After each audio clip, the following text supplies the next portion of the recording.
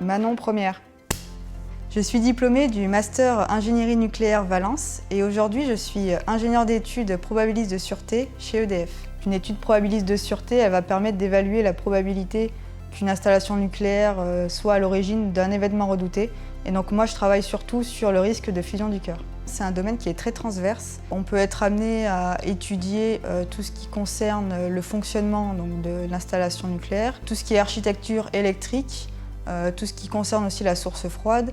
Nous ne sommes pas experts dans tous les domaines techniques, donc bien évidemment on va être amené à échanger avec différents cœurs de métier, différents centres d'ingénierie, échanger aussi directement avec les personnes qui sont sur le terrain. On n'est pas seul derrière son ordinateur à faire notre étude, il y a tout un échange aussi qui est intéressant en amont.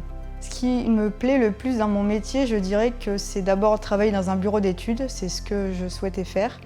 On est autonome dans notre activité, mais pas tout seul. On est vraiment une équipe, il y a un aspect très solidaire entre nous. Donc c'est quelque chose qui est très valorisant en tant qu'ingénieur.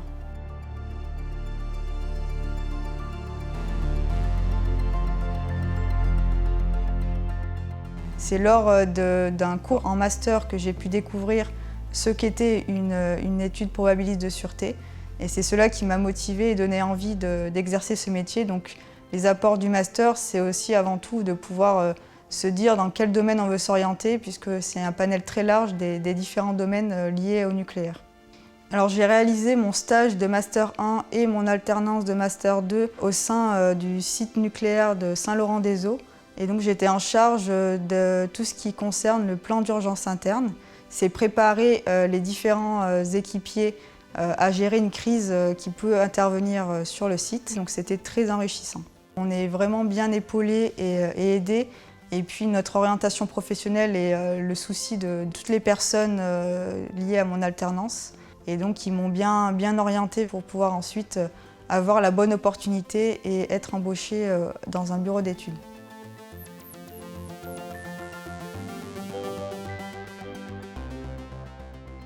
Je dirais tout d'abord la rigueur, qui est une qualité plutôt générique dans le domaine de la sûreté.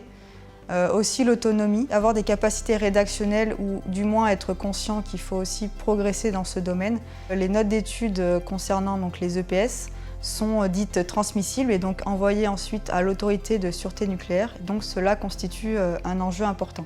Il y a beaucoup de projets de nouveaux nucléaires. Et maintenant, donc, les EPS ont une part entière dans la démonstration de sûreté et donc elles sont également réalisées dès la conception de ces nouveaux réacteurs. Donc effectivement, il y aura toujours besoin d'avoir des études probabilistes de sûreté. Tout d'abord, d'être curieux techniquement. C'est important de pouvoir aussi apprendre et monter en compétences et puis aussi avoir une certaine appétence pour le travail en bureau d'études.